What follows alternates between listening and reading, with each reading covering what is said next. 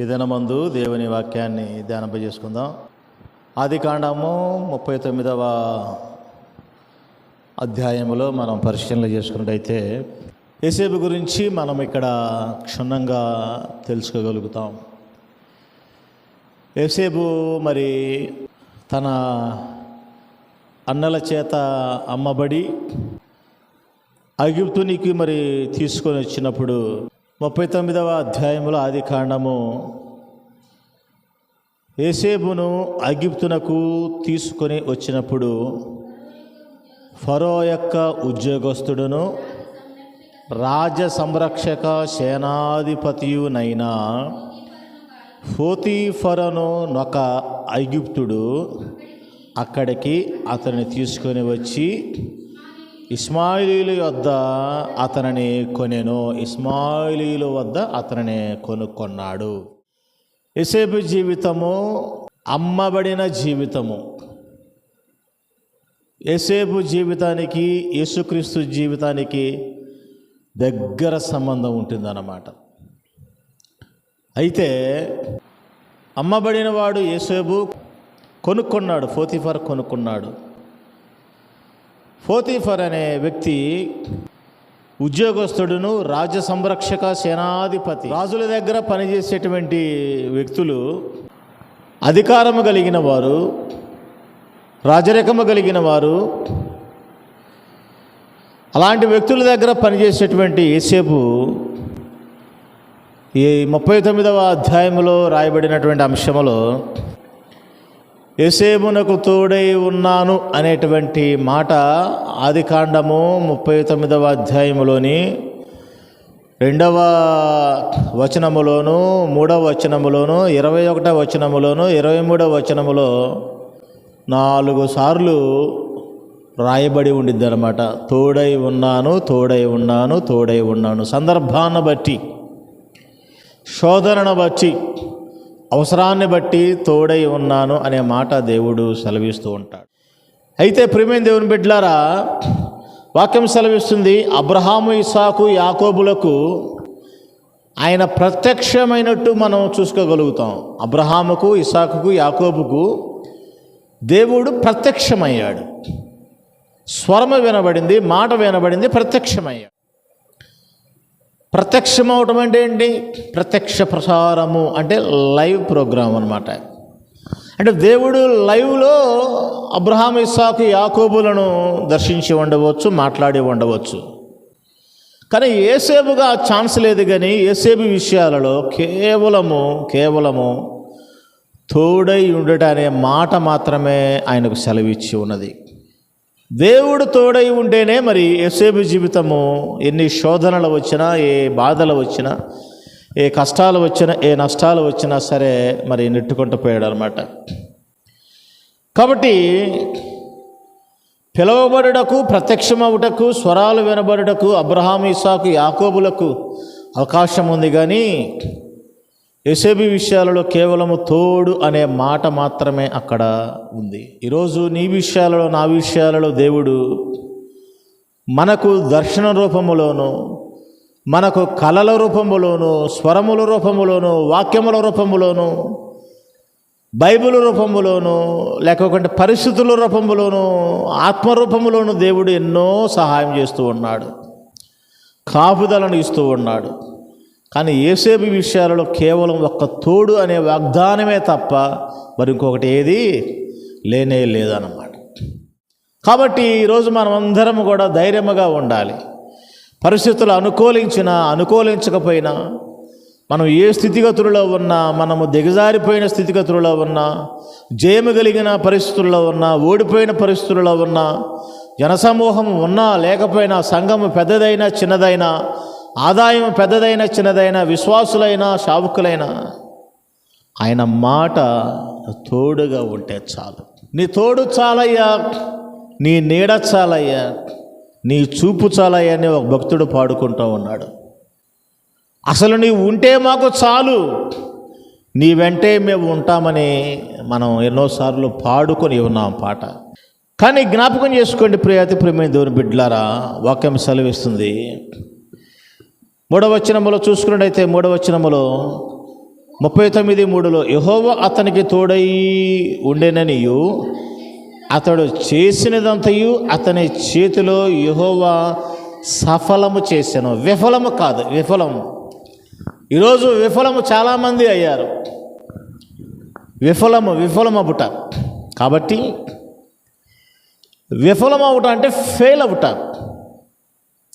ఎన్నో అపజయాలను చూసుకుంటూ వచ్చాం మనం.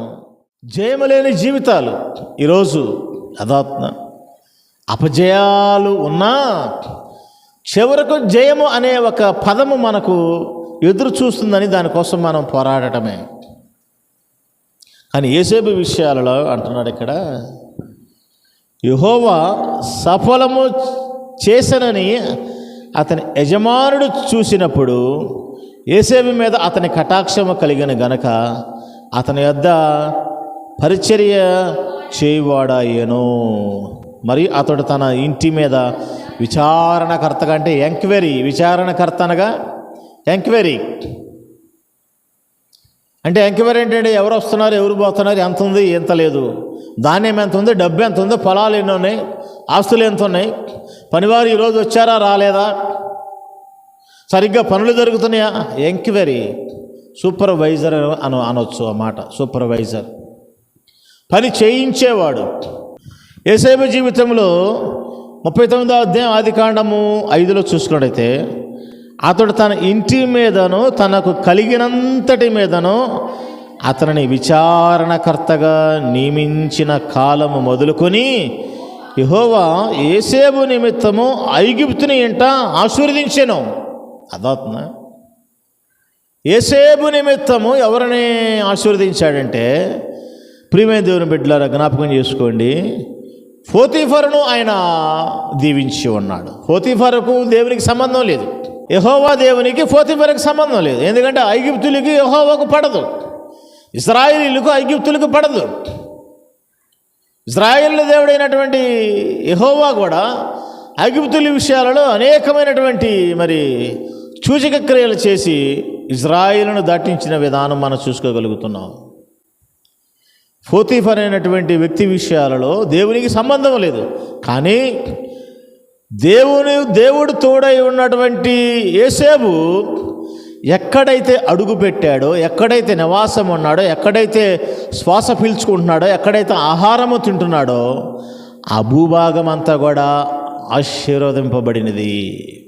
యోసేపు ఒంటరివాడు. అక్కడ ఐగుప్తు దేశంలో ఒంటరివాడు. పోతీఫర్ నివాసములో ఒంటరివాడు, అండలేనివాడు, దిక్కు లేనివాడు, తల్లిదండ్రులు లేనివాడు, పలకరించే నాదుడు లేనివాడు. దేశము అతనిది కాదు, భూభాగం అతనిది కాదు. ఏ ప్రజలు చుట్టుపక్కల ఎవరు చూసినా తెలిసిన వారు కూడా లేనటువంటి ప్రదేశాలలో దేవుడు సఫలము చేసేవాడిగా ఉన్నాడు.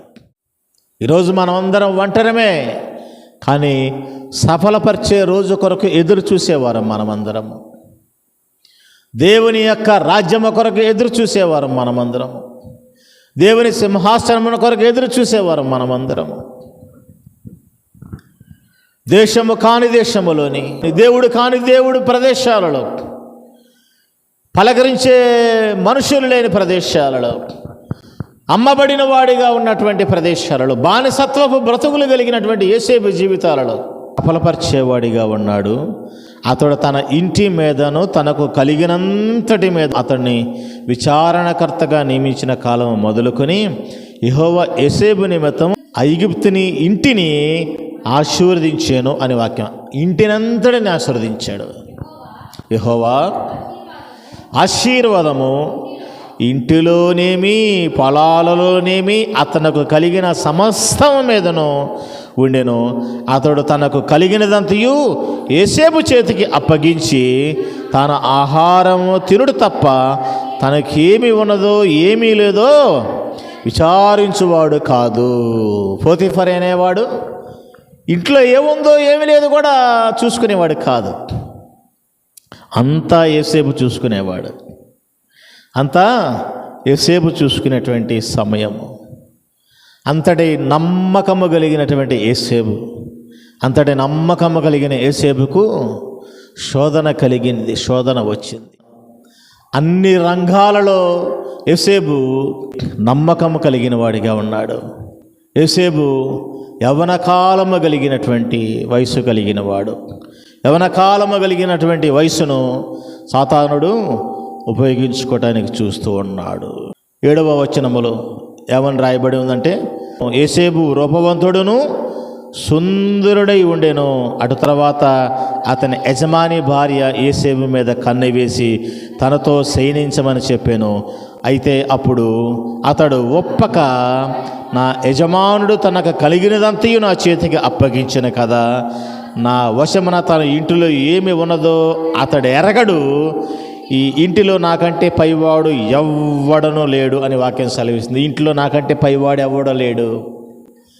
యజమానుడు తర్వాత యజమానుడు లాంటి కార్యాలు చేసినవాడు యోసేపే సాక్ష్యం ఇస్తున్నాడు. అదాత్మ, నా యజమానుడు తనకు కలిగినదంతయు నా చేతికి అప్పగించి ఉన్నాడు. నీవు అతని భార్యవు కాబట్టి నాకు అప్పగించలేదు. కానీ యోసేపు జీవితంలో ప్రియమైన దేవుని బిడ్డలారా, శోధనను జయించటం కంటే పాపము చేయటం చాలా సులువు. చాలా సులువు. యోసేపు జీవితంలో వచ్చిన శోధనను ఆయన పాపము చేయట చాలా సులువు కలిగిన మార్గం అది. కానీ ఆయన ఒప్పుకొనలేదు. కానీ ఒప్పుకోకపోయినా శోధనను అనిపించిన వాడు యోసేపు. సకల వసతి కలిగినటువంటి నివాసము, అధికారము కలిగిన వాడు, పనివారి విషయాలలో, సంపద విషయాలలో, ఇంటి విషయాలలో అధికారము కలిగిన వాడు.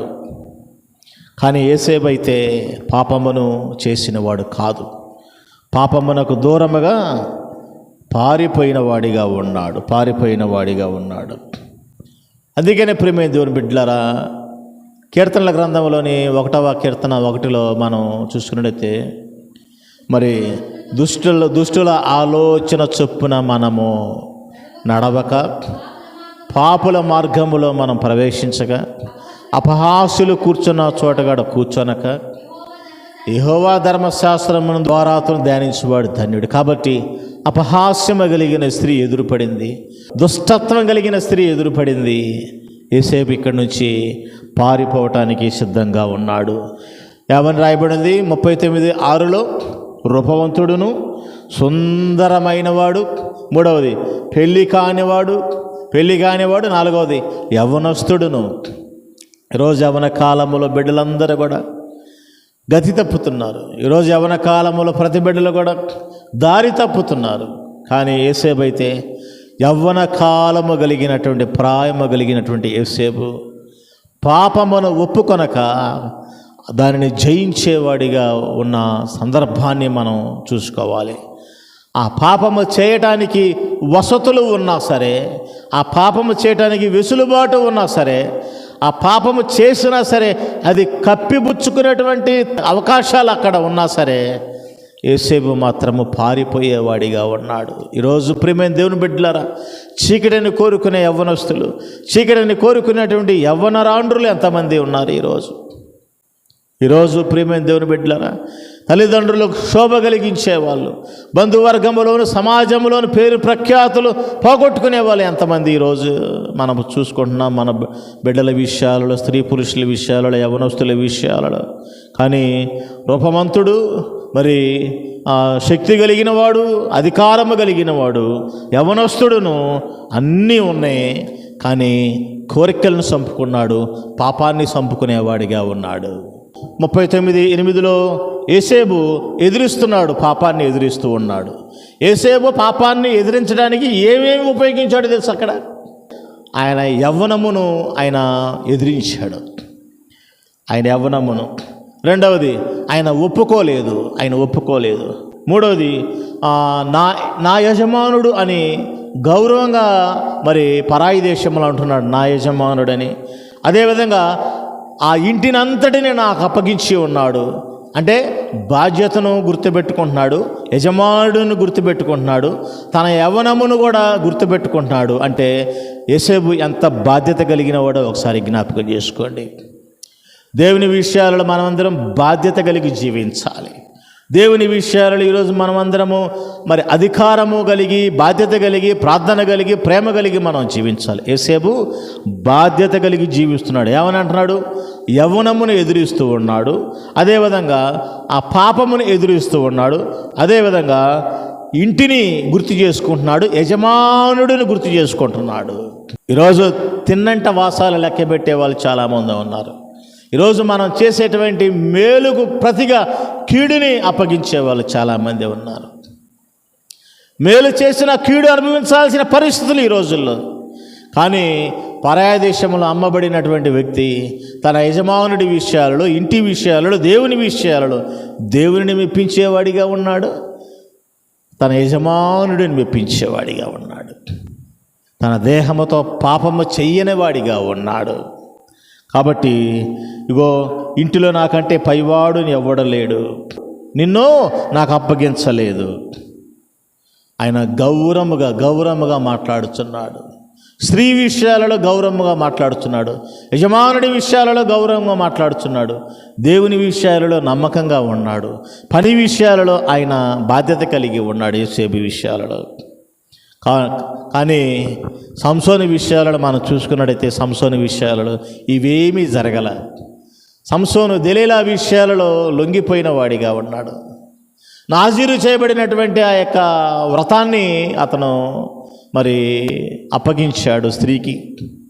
ఏదైతే ప్రమాణం చేయబడినదో, ఏదైతే ఒప్పందం చేయబడినదో, ఏదైతే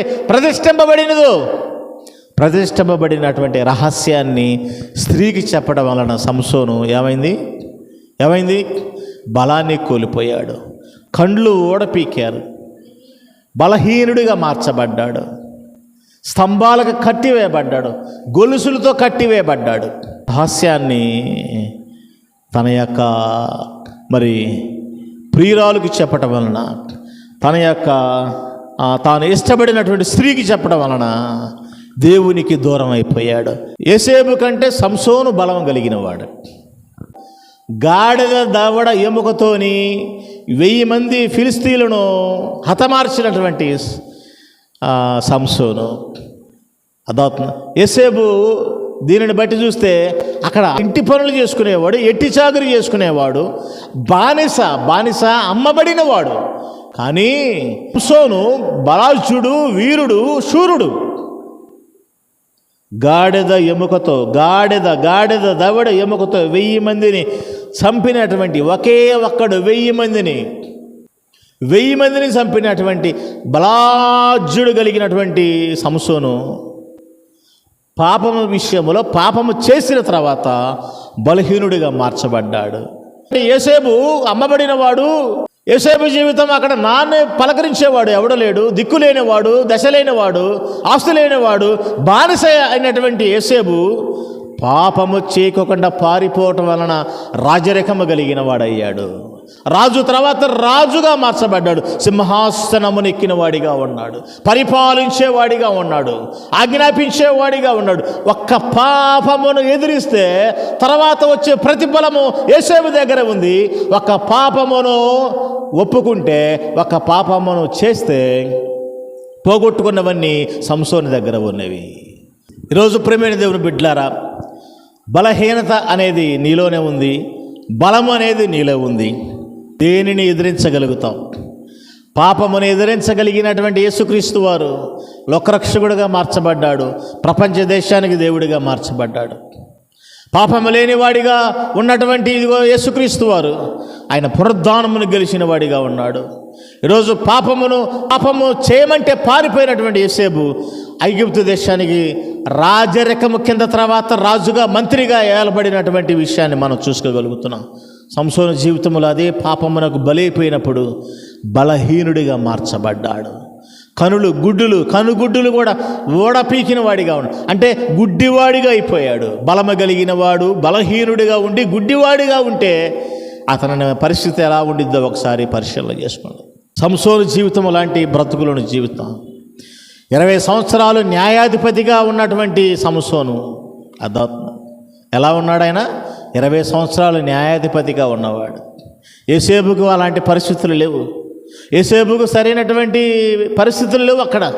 కానీ అన్ని విషయాలలో సఫలపరిచే దేవుడు అక్కడ యోసేపుకు ఉన్నాడు బట్టి, తోడై ఉన్న దేవుడు యోసేపుకు ఉండబట్టి ఇదిగో సంసోను 20 సంవత్సరాలు ఇజ్రాయేలులకు న్యాయాధిపతిగా ఉన్నాడు.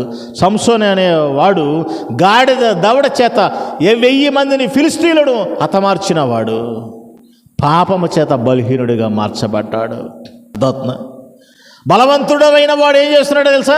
తిరగలి విసురుతూ ఉన్నాడు. కన్నుగుడ్డులు ఊడబీకిసుకొని కళ్ళన్నీ కూడా ఊడబీకిన తర్వాత గుడ్డివాడిగా ఉండి తిరగలి విసిరేవాడిగా ఉన్నాడు. ఏ పాపమును ఎదిరించినటువంటి యోసేపు అయితే బానిసత్వ బ్రతుకుల నుండి, యోసేపు పొందినటువంటి శ్రమల నుండి, యోసేపు పొందినటువంటి 2 సంవత్సరాల జైలు శిక్ష నుండి దేవుడు చక్కటి కళలు చెప్పే భావమును, ఆ రాజులు ఆ యొక్క మంత్రులు కనినటువంటి కళల భావములను చెప్పేటువంటి యోసేపు ఉపమానములను ఇగో చెప్పి రాజరికమును పొందుకున్నవాడిగా ఉన్నాడు. రాజ్యాన్ని కాపాడుకునేవాడిగా ఉన్నాడు. సింహాసనాన్ని కాపాడుకునేవాడిగా ఉన్నాడు. రాజుని మెప్పును పొందుకునేవాడిగా ఉన్నాడు. అదే ఎవరో లేరనుకున్నటువంటి దేశంలోనే అక్కడున్న స్త్రీనే పెళ్లి చేసుకొని సంతానాన్ని కని తన ఇంటి వారిని కూడా పోషించుకునేవాడిగా ఉన్నాడు. కరువు కాలములో అన్నలైతే అమ్మబడి ఉన్నారు, ఏ అన్నలైతే అక్కడ మరి అవమానపరిచిన వారు అదే కరువు కాలంలో ఆ దేశానికి వచ్చి యోసేపు పంచన చేరారు. అమ్మబడినవాడు, ఏమీ లేనివాడు, అనాథగా మార్చబడినవాడు రాజరికం పొందుకున్నాడు. అదే దేశంలో స్త్రీని పెళ్లి చేసుకున్నాడు. అదే దేశంలో పిల్లలను కన్నాడు. అదే దేశము కరువు కాటకాల చేత బారిని పడకుండా కాపాడుకున్నాడు. పరాయి దేశముల నుండి వచ్చినటువంటి తన వారిని సైతము కూడా కాపాడుకున్నాడు. తన కుటుంబాన్ని, తన యొక్క అన్నదమ్ములను కూడా కాపాడుకొని ఉన్నాడు. తన తండ్రిని, తన అన్నదమ్ములను కాపాడుకొని ఉన్నాడు యోసేపు. ఒక్క పాపము, ఒక్క వ్యభిచారము యవ్వనస్తుడును, రూపవంతుడును, శక్తివంతుడును, కానీ పాపమును ఎదిరించటం వలన ఆ పాపము ద్వారా వచ్చే శిక్ష అనుభవించినా ఆ శిక్షలో నుండి కూడా రాజరికాన్ని ఏర్పాటు చేసిన వాడు. పాపము చేయలేదు, శిక్ష అనుభవించాడు. కానీ శిక్షలో నుండి సింహాసనానికి తీసుకువెళ్ళాడు. జైలులో నుండి సింహాసనానికి తీసుకువెళ్ళాడు. ఆయన పరిపాలన చేసేవాడిగా తీసుకెళ్ళాడు అక్కడ. ఈరోజు నీ బ్రతుకులు, నా బ్రతుకులు శిక్ష లేకోకుండా ఆయన రక్తం అనే శరీరం ఇప్పుడు కడగబడిన వారముగా ఉన్నాం. ఆయన రాజ్యానికి మనము చేరుకునే వారముగా ఉన్నాం. అన్యాయము కలిగిన తీర్పు తీర్చబడిన వాడిగా ఉన్నాడు. వస్త్రాన్ని వదిలివేసిన వాడిగా ఉన్నాడు యోసేపు. వస్త్రాన్ని వదిలివేసిన వాడిగా ఉన్నాడు. యోసేపుకు రావటానికి కలిగిన శిక్ష వస్త్రమే. వస్త్రం అక్కడ సాక్ష్యం చెప్పింది, వదిలివేయబడిన వస్త్రము. పోతీఫర్ భార్యకు దొరికినటువంటి వస్త్రము ద్వారా యోసేపు శిక్ష అనుభవించాడు. ఏ పాపము చేయనటువంటి యేసుక్రీస్తు వారు వస్త్రాలు కూడా పెరిగి వేశారు, వస్త్రాలను చీటులు వేసుకున్నారు, వస్త్రాలను పంచుకున్నారు. యోసేపుకు యేసుక్రీస్తు వారికి దగ్గర సంబంధం ఉంది. అన్యాయము చేయలేదు, పాపము చేయలేదు, ఏ దోషము చేయలేదు. యోసేపు ఏ పాపము ఎరగలేదు. తల్లి గర్భమును పుట్టిన మొదలుకొని మరణించేంత వరకు యేసుక్రీస్తు వారు పాపము లేని వాడిగా ఉన్నాడు. ఆయన వస్త్రాలను కూడా ఇదిగో చీటులు వేసుకున్నారు. యోసేపు వస్త్రము కూడా పాపము చేయకుండా వదిలివేయబడింది. అదే వస్త్రము ఇప్పుడు జైలు శిక్షకు గురి చేశారు. యేసుప్రభు వారు కూడా ఏ పాపం చేయలేదు. కానీ యేసుప్రభు వారిని ఎక్కడ రాజరికపు ద్రోహముగా ఏర్పాటు చేశారంటే, ఈ మందిరమును పడగొట్టి 3 దినాలలో నేను లేపుతానని ఏ మాట అయితే అన్నాడో ఆ మాటను పట్టుకునే వాళ్ళు ఆ యొక్క యెరూషలేము దేవాలయమును పడగొట్టి 3 దినాలలో కడతాడు అన్నాడు అని ఆ మాట అక్కడ రాయించి దానికి శిక్ష వేయించారు, శిలువ శిక్ష. పిలాతు అంటున్నాడు, ఇతరులో నాకు ఏమీ శిక్ష లేదే, ఇతడు నేరస్తుడిగా కనబడట్లేదు, ఇతడిలో ఏ శిక్ష లేదు. ఇతని బదులు బందిపోటు దొంగ అయినటువంటి బర్బాను మనము శిక్షిద్దాం. బందిపోటు దొంగ అయిన బర్బాను శిక్షిద్దాము, ఇతరులను వదిలివేద్దామన్నప్పుడు మాకు ఆ దొంగ కావాలి, కానీ ఈ యేసుక్రీస్తు వారు మాకు అవసరం లేదని యూదులు కేకలు వేసిన వారిగా ఉన్నారు. యోసేపు జీవితంలో కూడా అదే జరిగింది. పాపమును ఎదిరించడానికి వస్త్రమును వదిలివేస్తే ఆ వస్త్రము 2 సంవత్సరాలు జైలు శిక్ష వేసేదిగా ఉంది. అయినా యోసేపుకు తోడై ఉన్నాడు, జైలులో తోడుగా ఉన్నాడు. యోసేపు పోతిఫర్ ఇంట్లో తోడుగా ఉన్నాడు, ఇగో ఐగుప్తులో తోడుగా ఉన్నాడు, సింహాసనము దగ్గర తోడుగా ఉన్నాడు. మంచి కలల భావము చెప్పే జ్ఞానము కలిగిన వాడిగా ఉన్నాడు, రాజ్యాన్ని కాపాడుకునే జ్ఞానము కలిగిన వాడిగా ఉన్నాడు, కరువు కాటకముల నుండి దేశాన్ని కాపాడుకునే జ్ఞానము కలిగిన వాడిగా ఉన్నాడు. యోసేపు కుటుంబమే కాకుండా ఐగుప్తు ప్రజలందరూ కూడా 7 సంవత్సరాల ప్రాయము కలిగినటువంటి కరువు కాటకములు సైతము కూడా ఇగో పుష్కలంగా ధాన్యములను తినుచూ త్రాగుచునేవారిగా ఉన్నారు.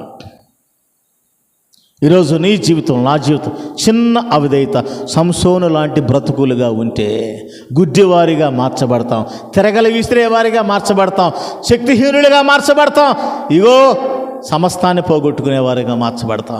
చిన్న పాపమును మనము ఇది ఎదిరిస్తే ఎవరిలాగా ఉంటాం? యోసేపు లాంటి అధికారము, యోసేపు లాంటి జ్ఞానము, యోసేపు లాంటి దేవుడి తోడై ఉన్న విధానాన్ని మనం కలిగి ఉంటాం. ఏది కావాలో ఒకసారి జ్ఞాపకం చేసుకొని ఈ సమయంలో తీర్మానం తీసుకుందాం. ఈ చిన్న వాక్యము దేవుడు దీవించునుగాక. ప్రార్థించుకుందాం.